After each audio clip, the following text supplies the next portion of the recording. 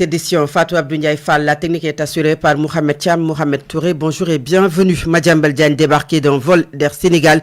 Le journaliste et patron de presse a été débarqué hier soir en direction à Paris. L'avion prévu pour décoller à 0h05 avait déjà accueilli ses passagers lorsque la police des frontières est intervenue pour inviter Madiambal Diagne à quitter l'appareil.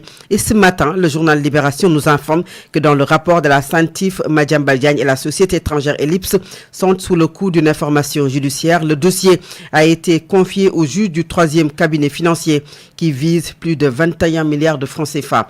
Et puis en plus bref, un deuxième cas positif de la maladie MOPS, anciennement appelée variole du singe, a été enregistré au Sénégal. Une information du ministère de la Santé et de l'Hygiène publique.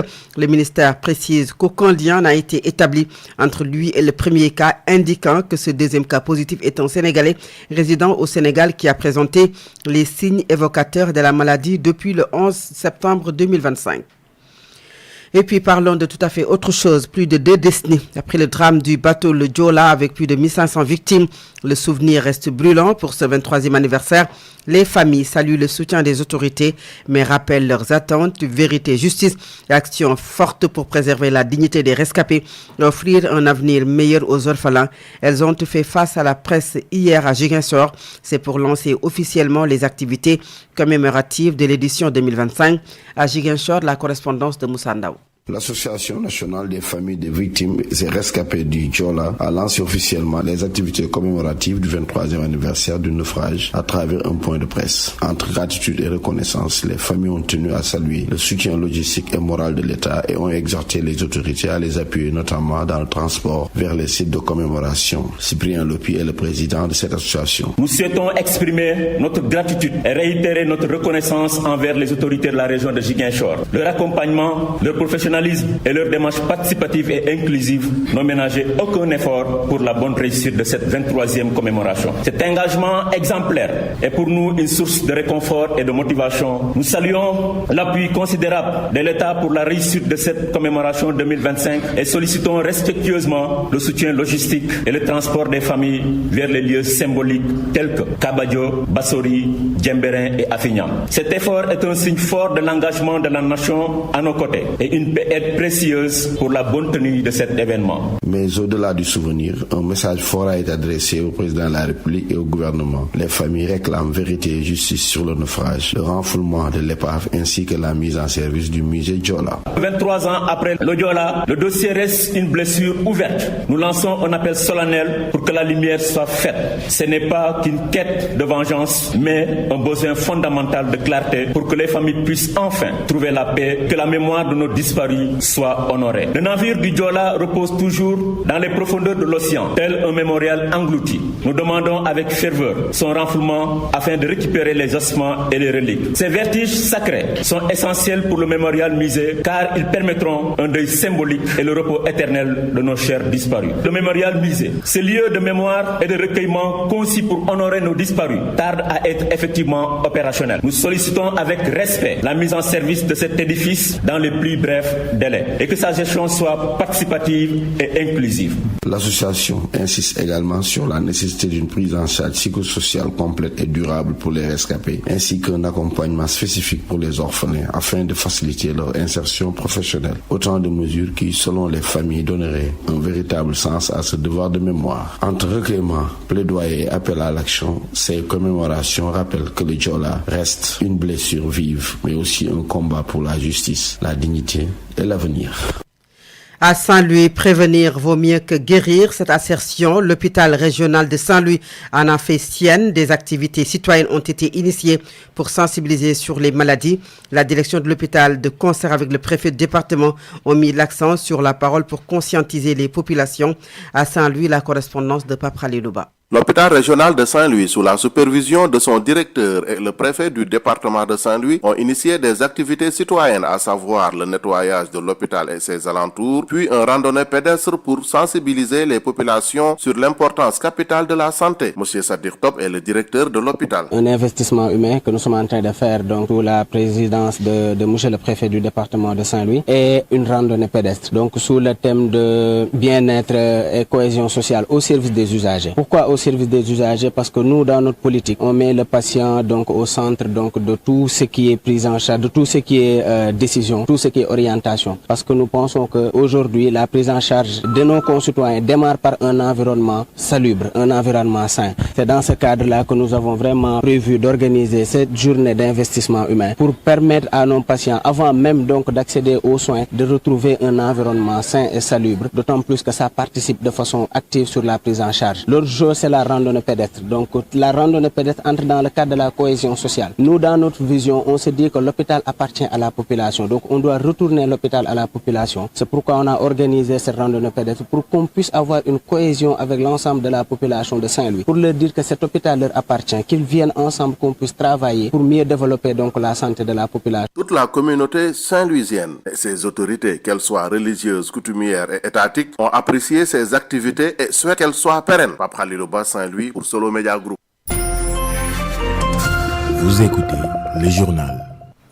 Sur la 90.7 Dakar, Solo Media Africa 7, occupation anarchique a pris Colobane. Les bulldozers de Mohamed Bamba Cissé ont mis fin au garage clandestin. Le célèbre garage Lat Dior de Dakar change radicalement de visage. Une action qui cadre avec la politique de désencombrement urbain du ministre de l'Intérieur et de la Sécurité publique. Les déguerpis dénoncent quant à eux le manque de communication. C'est un reportage de Sira Béatrice Ndion. Le garage de Lat Dior a été entièrement démoli. Sur les lieux, quelques jeunes et femmes de ménage visiblement inquiets étaient assis à même le sol, impuissants face à la scène. Un boutiquier visiblement en colère dénonce le manque d'informations préalables. On n'a pas été avertis. Ils nous ont déplacés sans explication. Normalement, ils devaient nous donner un délai de 15 jours ou au moins un mois. Pendant ce temps, les agents de l'unité de coordination de la gestion des déchets solides, l'UCG, s'affairaient à nettoyer le site débarrassé de ses installations. Autre lieu, même constat à Colobane. La situation semble désormais sous contrôle. Depuis la visite du ministre de l'Intérieur samedi dernier, l'ordre est revenu. Plus de désordre, les abords sont dégagés. Pour rappel, dans une lettre circulaire adressée au gouverneur, le ministre de l'Intérieur et de la Sécurité publique, Mohamed Bamba Cissé, avait ordonné le recensement complet des occupations anarchiques sur la voie publique et aux alentours des lieux de commerce. Après Lat Dior et Colobane, d'autres zones sont déjà dans le viseur. Le message des autorités est clair, l'espace public ne sera plus livré à l'anarchie. Et puis à Maris, les habitants ne décolèrent pas, excédés par l'insalubrité et la dégradation des routes. Ils ont décrié les mauvaises et l'inaction de leurs autorités. Ils interpellent l'État et menacent de passer à la vitesse supérieure. Amdi Moustapha Ndiaye, leur porte-parole, est au micro de Khalifa Ndiaye. Ce qu'on déplore aujourd'hui, c'est la situation ici dans notre quartier. Il y a une osée. Nos enfants ne peuvent plus jouer comme ils faisaient autant. Pourquoi aujourd'hui on n'arrive pas à bien respirer? Parce que je pense que l'ONAS tarde à faire son travail. Pourquoi ne pas revoir les canalisations? Parce que je pense que c'est des canalisations qui sont obsolètes. Autant quand ils faisaient cette canalisation, parce qu'il n'y avait pas beaucoup d'habitations. Aujourd'hui, il se trouve qu'il y a beaucoup d'immeubles parce que beaucoup de gens n'arrivent plus à respirer ici, n'arrivent plus à vivre aisément. Raison pour laquelle ils sont obligés de vendre leur maison pour quitter. Sinon, les autres, ils sont obligés de transformer en immeuble pour pouvoir faire des locations afin de partir. Avec tous ces appartements-là, on a vu que la canalisation n'arrive plus à contenir ce qu'ils reçoivent. On a une station d'épuration de ONAS qui est là, mais arrivé là-bas, on trouve des moteurs qui sont vraiment de petite taille. Je me dis que ça, ils ne peuvent plus contenir l'eau qui écoule de ces canalisations. Donc on demande à nos autorités, à notre maire, à toutes les personnes qui sont concernés, qui sont habilités à nous régler cette situation, de vraiment nous aider. Parce que nous, les habitants de Maris, aujourd'hui, on est vraiment fatigués. À Mour, la sortie d'un kangourang a provoqué de violents affrontements. Le personnage mythique agressé mortellement a secoué la communauté mandingue qui demande justice. En conférence de presse, la société mandingue appelle l'État pour l'encadrement de ces pratiques culturelles. C'est un compte rendu de Khalifa Babakar Fall. En période de vacances, les violences sont monnaie courante sur tous les navetanes. Mais à Mour, la figure problématique a pris la forme d'un kangourang. De violents affrontements ont eu lieu à Ngaparou, un lieu pourtant paisible, un cadre jugé peu adéquat pour accueillir un kangourang. Ce qui s'est passé à Ngaparou est le fruit d'errement parce que les populations de Mbour depuis 1904 sont habituées au kangourang. Mais à Ngaparou, à Gandigal, à Ngekor, à Somone, voilà seulement 2 ou 3 ans. qu'on organise le Kankourang, dans un environnement qui n'est pas habitué à vivre avec cette tradition-là. Donc c'est pourquoi nous avions alerté sur les risques et nous avions demandé aux autorités, notamment aux préfets et aux sous-préfets, de mettre en place un cadre avec la présence des sages de la collectivité mandingue. À Mbour, l'événement du Kankourang est très attendu au mois de septembre, mais des rivalités sont parfois notées entre les différentes cérémonies de circoncision, ce qui provoque des tensions. Pour éviter cela, un agenda avait été planifié. Cette année, les activités du septembre mandingue ont été gelées parce que nous avions mis le focus sur une activité principale qui est l'intronisation des Alpha Kafo. Cette activité nous a pris beaucoup de temps, beaucoup d'énergie et beaucoup de moyens. C'est pourquoi nous avons mis en berne les autres activités qui étaient très importantes et c'était une sollicitation des populations d'ailleurs. Nous avons jugé cette année de geler certaines activités pour revenir plus fort les années suivantes. À Mbour, on spécule encore sur l'affaire du Kankourang. Pour certains, des mesures doivent être prises pour accompagner les manifestations. Pour d'autres, le Kankourang doit être interdit car il cause souvent des débordements malgré l'arrêt préfectoral. Pour le moment, certains coordonnateurs de ces manifestations ont été arrêtés pour troubles à l'ordre public et destruction de biens, entre autres chefs d'accusation.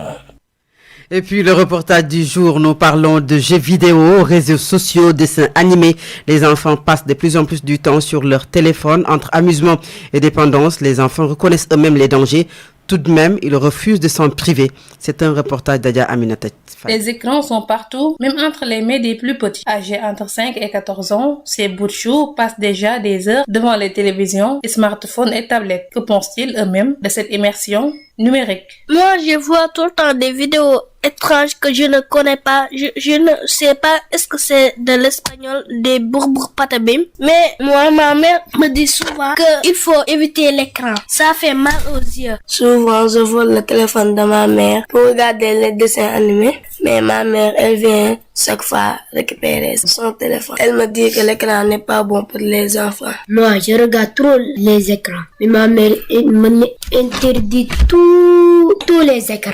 Moi, je ne peux pas arrêter. Si elle dort, et je prends le téléphone et je le déverrouille. Moi, j'utilise le téléphone de mon père pour regarder là-bas mes vidéos. Mais on m'a dit que je ne dois pas utiliser le téléphone de mon père. Depuis ce jour-là que j'arrête de regarder le téléphone de mon père, on m'a acheté ma propre tablette. Je regarde là-bas mes vidéos, mes séries. Conscients des dangers qui peuvent en découler, ces enfants avouent qu'ils ne peuvent pas s'en passer. On parle souvent des dangers des écrans. Je sais que le téléphone peut abîmer les yeux, mais j'aime trop regarder des dessins animés. Maman dit que je passe trop de temps sur le téléphone, mais moi je veux parler avec mes amis. Une fois, on m'a amené à l'hôpital, mes yeux étaient gonflés. Je parle aux enfants aussi, il faut éviter l'écran. Ma mère me dit tout le temps, laisse le téléphone, mais moi je suis têtue, je ne laisse pas le téléphone. Au-delà du simple divertissement, l'utilisation excessive des téléphones portables chez les enfants comporte de réels dangers. Les spécialistes de la santé alertent sur des troubles de la vision liés à l'exposition prolongée aux écrans, des perturbations du sommeil, mais aussi un risque de dépendance numérique. Certains évoquent même des conséquences sur la concentration et les résultats scolaires, autant des signaux qui interpellent sur la nécessité d'un encadrement strict par les parents et l'école. Parmi les inconvénients, l'on peut citer santé physique, fatigue visuelle, migraine, douleurs cervicales dues aux mauvaises postures, sommeil, difficultés d'endormissement, insomnie, santé mentale, anxiété, isolement social, dépendance aux écrans, scolarité, baisse de concentration, baisse de performance scolaire. Adja Aminata Faye. En plus bref, la coopération entre le Sénégal et la France doit dépasser la logique de l'aide et de la domination pour se fonder sur des partenariats mutuellement profitables. Une annonce faite hier à Paris par le ministre de l'économie, du plan et de la coopération pour Abdourahmane Sarr. Il faut développer l'idée d'un libéralisme souverainiste structurant capable d'impulser le développement de l'Afrique. Et puis c'est cet élément, cette brève qui met en terme à la première partie de cette édition. La seconde partie, c'est la page internationale, le sport et la revue de la presse. À présent, l'Inter. Actualité internationale. Démarrons en Guinée-Conakry. Le ministre de l'administration territoriale a annoncé dans la nuit de mardi à mercredi la victoire du oui lors du référendum constitutionnel de dimanche en Guinée. D'après les résultats provisoires, le taux de participation est de 86% et le oui l'emporte à 89%. Au Mali, le blocus territorialiste se fait de plus en plus sentir. À Mopti, dans le centre du pays, le gouverneur a annoncé dimanche une baisse drastique des quantités disponibles de carburant dans la région. La conséquence directe est une importante augmentation du prix du combustible. La pénurie de carburant semble s'aggraver dans certaines zones du pays alors que les djihadistes poursuivent leurs attaques de camions-citernes pour asphyxier l'économie malienne. Enfin, Emmanuel Macron a annoncé hier qu'il rencontrera aujourd'hui le président iranien Massoud Pezeshkian en marge de l'Assemblée générale de l'ONU à New York. C'est pour évoquer le dossier épineux du nucléaire iranien. Les prochaines heures seront déterminantes. Soit l'Iran fait un geste, se réengage dans un chemin de paix de responsabilité, soit les sanctions devront s'appliquer, a prévu le président français. Et à présent, c'est la page sportive. Sport sur Africa 7. Le sport, c'est l'affaire d'Alamine Senghor. Bonjour. Merci. Bonjour à vous, Fatou Abdouniaï. Nous démarrons par le football en Angleterre. Idrissa Gana Gueye et Iliman Ndiaye sont éliminés de la League Cup 4 jours après sa défaite contre Liverpool. Everton de ces jeunes Sénégalais a subi à nouveau cette fois-ci face justement donc à Wolverhampton hier en League Cup 2-0. Puisque justement les Toffees sont déjà éliminés de la compétition.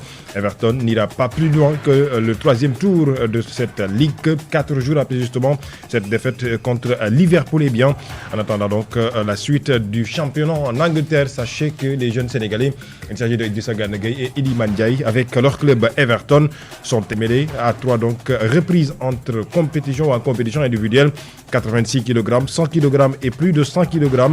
Le lutteur a été reçu hier lundi par Khady Diène Gaye qui assure donc le ministère des Sports. Il a donc reçu les félicitations de la patronne du sport sénégalaise ou du sport sénégalais après avoir présenté ses différents titres remportés. Et autre chose, dans le cadre toujours du sport, la traversée Dakar-Gorée, rendez-vous fixé le 28 septembre. Cette traversée représente donc la 36e édition organisée donc par la Fédération sénégalaise de natation et de sauvetage. Cette compétition figure depuis 1985 parmi les plus grands rendez-vous africains de la natation en eau libre. 2 courses sont au programme. La course A, bonnet rouge, réservée aux nageurs professionnels sur une distance de 5,2 km avec contournement obligatoire à la bouffée ou à de la bouée 12, et la course B, bonnet blanc, ouverte aux amateurs sur 4,5 km sans obligation de contournement. Le départ sera donné donc à 11h45 à la date du 28 septembre au niveau donc de l'embarcadère de Dakar. Le départ bien entendu à la plage de Voile d'Or pour une arrivée à l'île de Gorée. C'est justement donc pour dire que cette fois-ci la Fédération sénégalaise de natation a déjà tout calé en attendant donc la date du 28 septembre pour donner ce coup d'envoi justement entre Dakar et Gorée qui se tiendra, dirait-on, le 28 septembre. Alors, les personnes qui savent nager sont donc informées pour ce grand rendez-vous de natation Dakar-Gorée. Merci beaucoup, Alain.